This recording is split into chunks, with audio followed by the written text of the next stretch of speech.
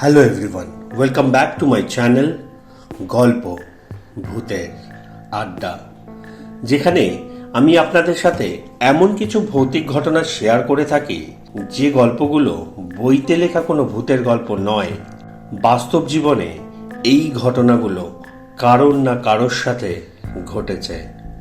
তবে গল্প শুরু করার আগে এটা বলে রাখা দরকার যে যেহেতু এই ঘটনাগুলোর কোনো সত্যতা যাচাই করা সম্ভব নয় এবং আমিও আমার চ্যানেলে কোনো রকম অন্ধবিশ্বাস অথবা অলৌকিক ঘটনাকে প্রমোট করি না, তাই আশা করব আপনারাও এই গল্পগুলোকে নিছকই এন্টারটেনমেন্টের বিষয়বস্তু হিসেবে গ্রহণ করবেন এবং এর গা ছমছমে ব্যাপারটাকে উপভোগ করবেন।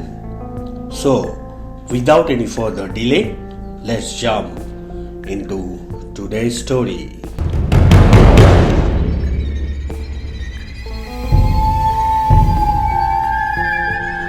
আজকের ঘটনাটি আমার এক বন্ধু আমার সাথে শেয়ার করেছে। আমরা প্রিভিয়াস কোম্পানিতে একসাথে জব করতাম। কয়েক বছর আগে আমরা দুজনেই ওই কোম্পানি থেকে লেফট হয়ে যাই। তবে এখনও ওর সাথে আমার যোগাযোগ রয়েছে এবং আমাদের মধ্যে বন্ডিংটাও বেশ ভালো।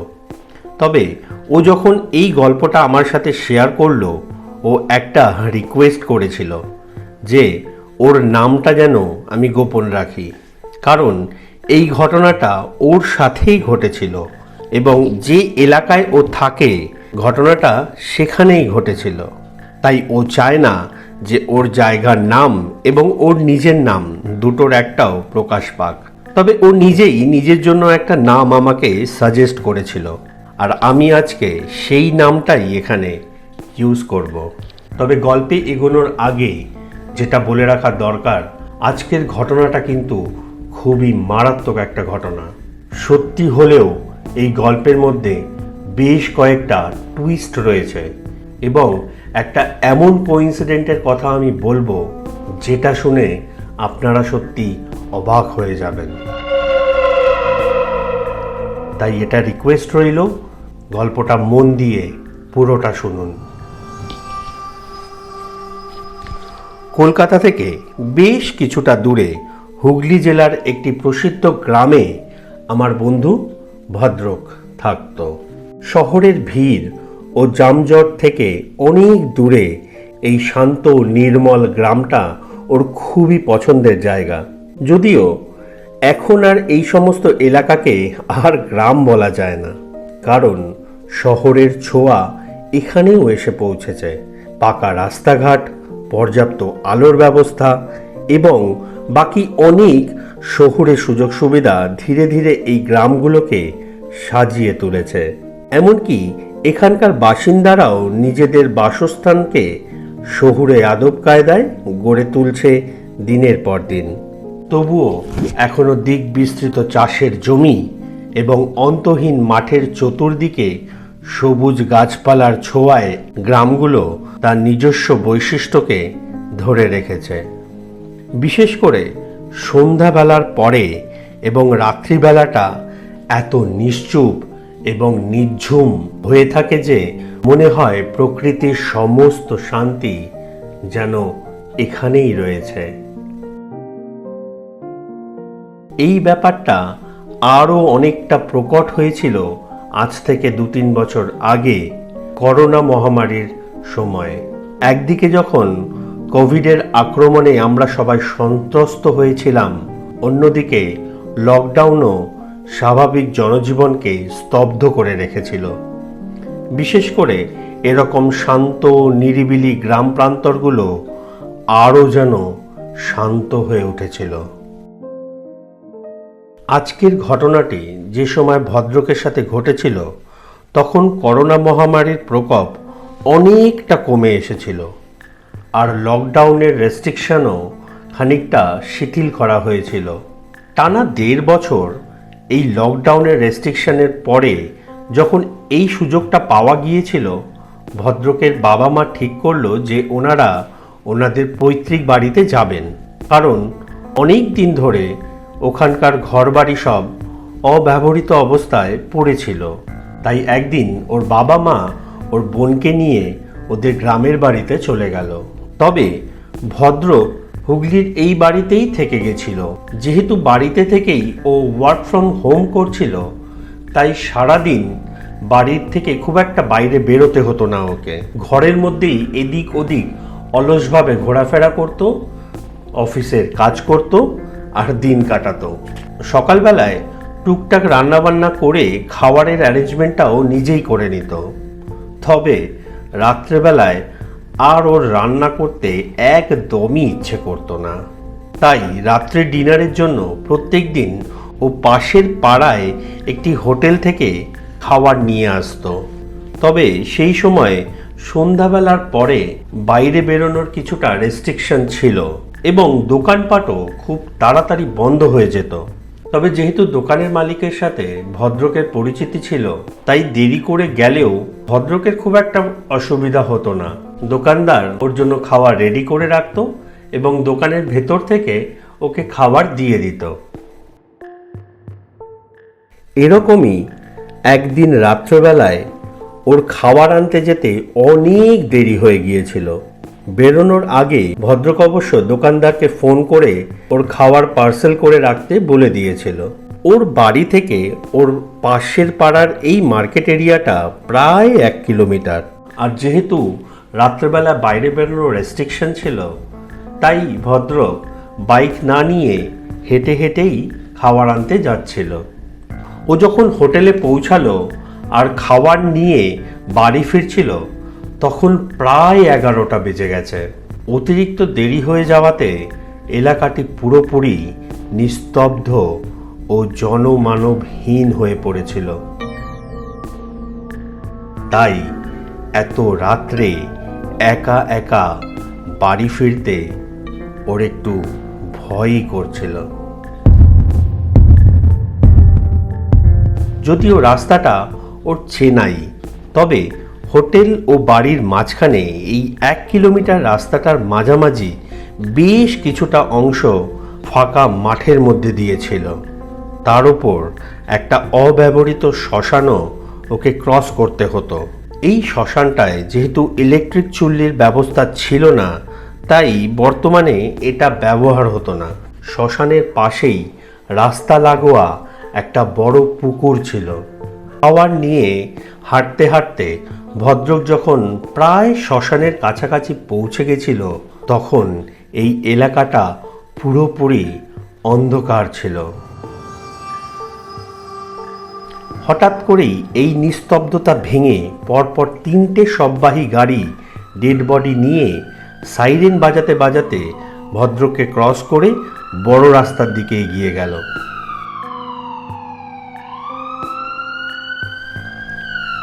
এই গাড়িগুলোর সাথে যারা ছিল তারা সবাই পিপিই কিট পরেছিল।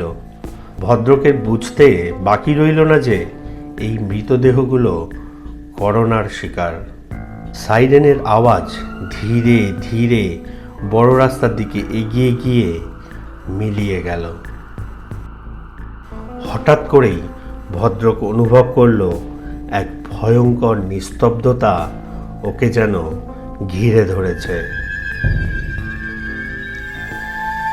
ওর গাটা কেমন যেন ছমছম করে উঠল। এর সাথে একটা অসহ্য চামড়া পোড়া গন্ধ ওর নাকে আসতে লাগলো।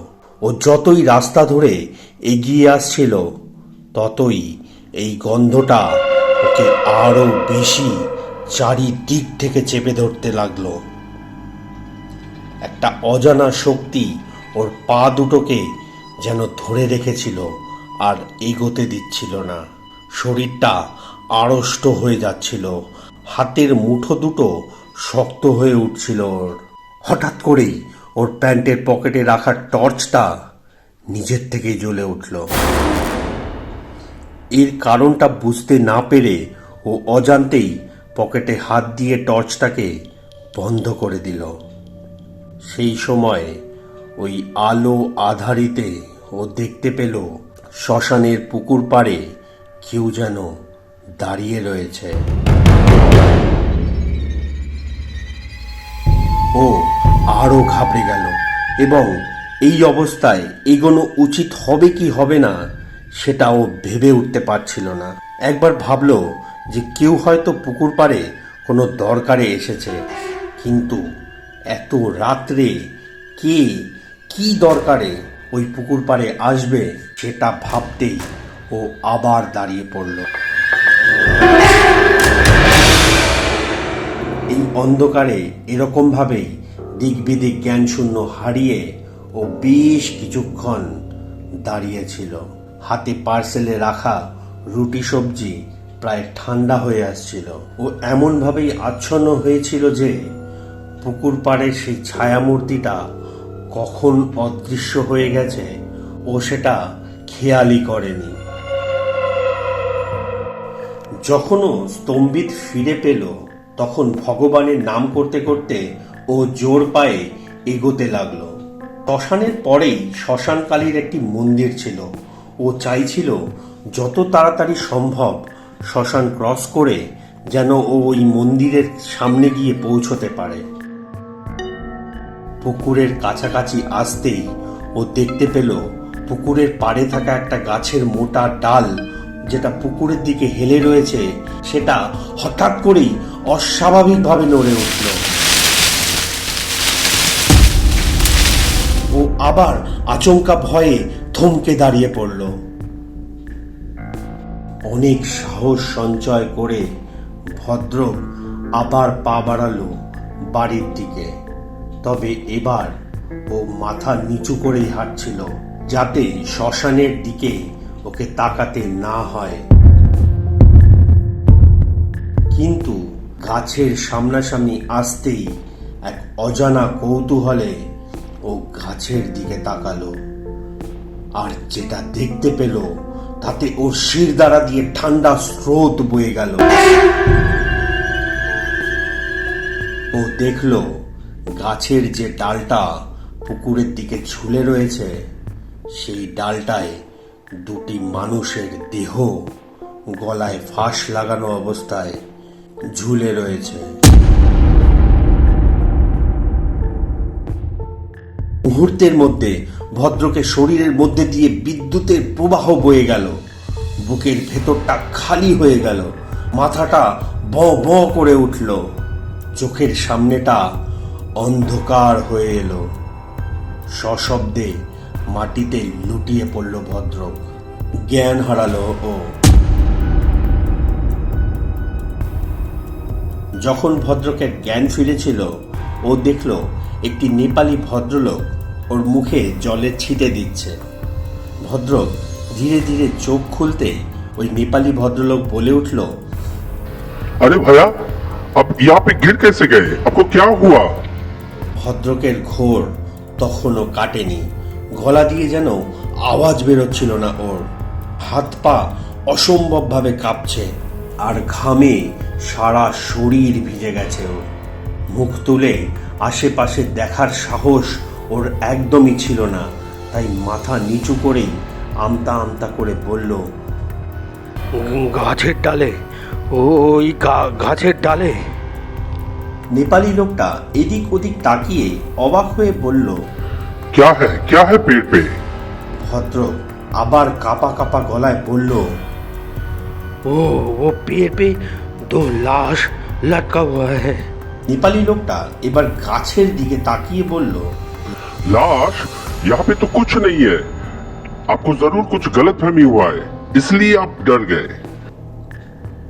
ভদ্র তখনও কাঁপছিল। ও মাটির দিকে মুখ করেই বলল, লাশ নেই, কিন্তু আমি যে দেখলাম দুটো বডি ঝুলছে, একটা ছেলের আর একটা মেয়ের। নেপালি লোকটা ভদ্রকে এবার আরো সান্ত্বনা দিয়ে বলল, आप जरूर कुछ गलत देखे भाया। अब चलिए मेरे साथ, आपको मैं घर तक छोड़ देता हूँ। বলে ও ভদ্রককে ধরে মাটি থেকে ওঠাতে শুরু করলো। ভদ্রকও ধীরে ধীরে উঠে দাঁড়ালো আর অনেক সাহস সঞ্চয় করে গাছের দিকে ঘুরে তাকালো। কিন্তু ও দেখলো সত্যি সত্যি ওখানে কিচ্ছু নেই। অবশেষে ওই নেপালি ভদ্রলোক ওকে ধরে ধরে ওর বাড়ির দিকে হাঁটতে শুরু করলো। হাঁটতে হাঁটতে উনি জানালো যে উনি এই পাড়াতে নাইট গার্ডের ডিউটি করে। পঞ্চায়েত অফিসের পাশের কোয়ার্টারে উনি আরও কয়েকজন নেপালি লোকের সাথে থাকে। রাত্রেবেলা ওরা সবাই এই এলাকাগুলোতে নাইট গার্ড দেয়। আজকে গার্ড দিতে দিতে হঠাৎ করেই রাস্তায় উনি ভদ্রকে পড়ে থাকতে দেখে। এই সব কথা বলতে বলতে ওরা ভদ্রকের বাড়ির সামনে পৌঁছে গেল। বাড়ির গেটের সামনে এসেই ভদ্রক ওই নেপালি লোককে অনেক ধন্যবাদ জানিয়ে গেটের তালা খুলে ঘরে ঢুকলো। সেদিন রাত্রে ভদ্রক চোখের পাতা আর এক করতে পারেনি। সারা রাত লাইট জ্বালিয়েই বিছানার ওপরে ও চুপচাপ বসেছিল। ওর আর ওই রাত্রে খাওয়া হয়নি। ভোরের দিকে যখন ওর হালকা হালকা তন্দ্রা আসছিল, ও হঠাৎ করেই ধর্মড়িয়ে আবার উঠে বসে। ও বুঝতে পারল সকাল হয়ে গেছে। তাড়াতাড়ি ওর পাড়ার এক বন্ধুকে ফোন করে ও বাড়িতে ডেকে নিল। তারপর গত রাতের ঘটনাটা সবিস্তারে বলল ওর বন্ধুকে। ওর বন্ধুও পুরো ঘটনাটা শুনে প্রচন্ড অবাক হয়ে গেছিল। ওর বন্ধু জানালো বেশ কয়েক বছর আগে ওই গাছের ডালে সত্যি সত্যি একটি ছেলে এবং একটি মেয়ে, যারা প্রেমিক প্রেমিকা ছিল, তারা ওই গাছের ডালে গলায় ফাঁস দিয়ে আত্মহত্যা করেছিল। বন্ধুর কথা শুনে ভদ্রকেরও এই ঘটনার কথা মনে পড়ে যায়। ও জানতো এই ঘটনাটার ব্যাপারে, তবে গত রাত্রে ও কেন এই দৃশ্যটাও চোখের সামনে দেখলো সেটাও কিছুতেই বুঝতে পারছিল না। বেশ কিছুক্ষণ পরে ভদ্রক যখন অনেকটা স্বাভাবিক হলো, ওর বন্ধু ওকে নিয়ে ওই শ্মশানের পাশে ওই পুকুর পাড়ে গিয়ে পৌঁছালো। ওখানে গিয়ে ভদ্রক পুরোপুরি অবাক হয়ে গেল।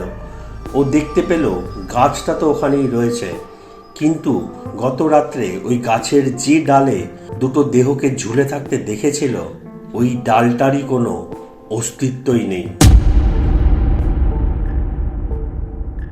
ওর তখন মনে পড়ল বছর খানেক আগে গ্রামের লোকেরাই যে ডালটা পুকুরের দিকে ঝুলে পড়েছিল সেই ডালটাকে কেটে দিয়েছিল, কারণ এটা ছিল একটা জাম গাছ এবং ওই ডালে যত জাম সব পুকুরের জলে পড়ে পুকুরের জলটাকে নোংরা করত। সেই জন্য গ্রামবাসীরা ওই ডালটাকে কেটে দিয়েছিল।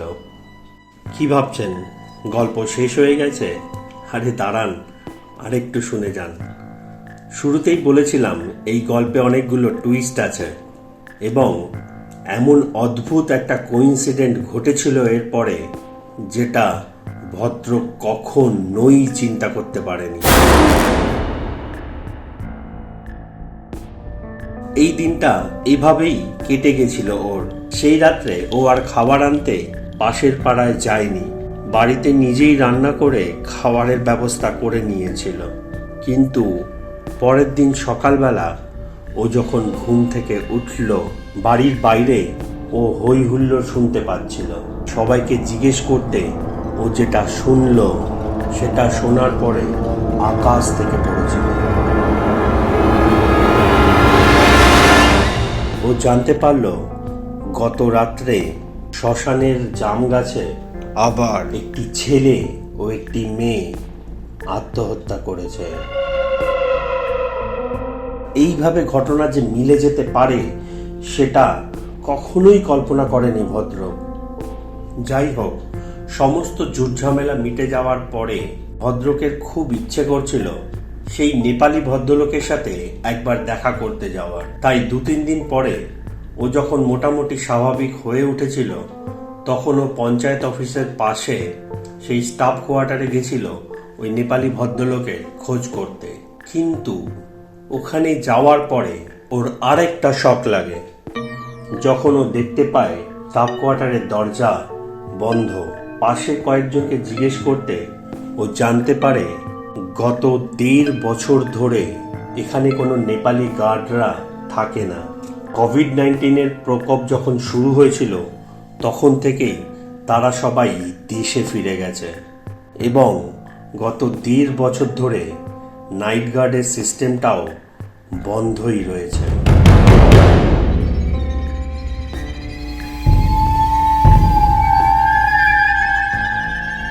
একের পর এক অদ্ভুত অদ্ভুত ঘটনা শুনতে শুনতে ভদ্রক এবার নিজেকে ঠিক রাখতে পারছিল না। ও কোনো মতেই এই ক্যালকুলেশনই করে উঠতে পারছিল না যে ওর সাথে ওদিন রাতে কি ঘটেছিল এবং কেনই বা ঘটেছিল। পুকুর পাড়ে ও রাত্রেবেলা কাকে দেখেছিল, ও গাছের ডালে যাদেরকে ঝুলে থাকতে দেখেছিল তারাই বা কে ছিল, এবং এই বিপদের হাত থেকে ওকে যে বাঁচিয়েছিল সেই বা কে ছিল। তবে সে যেই ছিল, ভদ্রক তাকে ভগবানের দূত হিসেবেই মেনে নিয়েছিল। আশা করি গল্পটা আপনাদের ভালো লেগেছে। যদি ভালো লেগে থাকে অবশ্যই লাইক করবেন, কমেন্ট করে জানাবেন কেমন লাগলো। আর চ্যানেলে যদি নতুন হয়ে থাকেন তাহলে সাবস্ক্রাইব করে চ্যানেলের পাশে থাকবেন, কারণ আপনাদের সাপোর্ট আমার খুব দরকার। ধন্যবাদ, ভালো থাকবেন।